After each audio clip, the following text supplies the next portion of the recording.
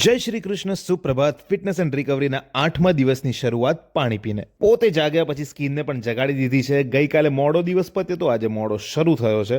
નહીં ધોઈને ભગવાનને મળી અને યોગનો તો સમય જ જતો રહ્યો હતો. એટલે કેલ્શિયમ અને પ્રોટીનની સાથ સુન રે, મખાના ખાલે રે. અને પછી નિંજુડી સાથે સવારનો બ્રેકફાસ્ટ કર્યો છે. પછી ટાંટિયાલાલને આરામ બહુ આપવાનો છે ભાઈ, એટલે આપ્યો, એડિટ કર્યું અને બપોરે જમવાના ટાઈમે જમી લીધું. અને પછી ટાંટિયાના ટીકડા. પછી ફરી 4 કલાક ટાંટિયાલાલને આરામ આપ્યો અને પછી વર્કઆઉટ ટાઈમ.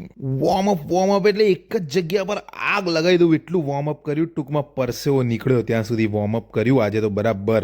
પછી એમ વિચાર્યું કે અમુક જે વસ્તુ રેગ્યુલર કરતો હતો ને એ તો રોજ જ કરવી છે, એટલે ડીપ્સ મારી, પ્લેન્ક કર્યું. અને પછી આજે બાયસેપ્સ અને શોલ્ડર ડે છે, એટલે બધા અલગ અલગ સેટ મારવાના ચાલુ કર્યા. 2 હાથે એક સાથે, અલગ અલગ હાથે, ડાબા અને જમણા હાથે. પછી શોલ્ડરના અને પછી આમ થોડું કલર કામ. આમ બાયસેપ્સ ડે હોય ને ત્યારે આમ જોજો કરવાનું મન થાય. પછી ભાઈ પાછું કામ પર ધ્યાન આપો, પાછું ચાલુ કર્યું. અને આમ ના પાડતા હોય ને એવી બધી વર્કઆઉટ ચાલુ કરી. અલ્યા ભાઈ, બાયસેપ્સ ડે ના દિવસે તો આમ જાણે એવું થઈ જાય ને કે અપ્પુની બોડી બિલ્ડિંગ કા ભગવાન હે. પછી પંછી બન કે મેં તો ઉડું ડમ્બેલ્સ લેકે એવી કસરત કરી. પછી ઉઠા ઉઠા કે પટક દુંગા એવી એ કસરત કરી. પછી આમ તો મારે 2 જ આર્મ્સ છે, તો મેં 4 આર્મ્સની એ કસરત કરી. પછી થોડું વેઇટ વધારીને બાયસેપ્સ મારી.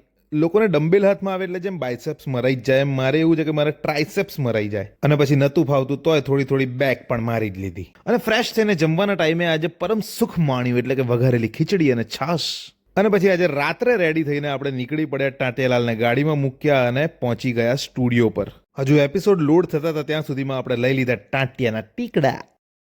હવે ટાંટિયાલાલ પણ બરાબર સેટ છે અને માઇકીભાઈ પણ સેટ છે. રાત્રે 1:30 સુધી કોરિયન અને હરિયાણવી સિરીઝનું ગુજરાતી અને હિન્દીમાં ડબ કર્યું.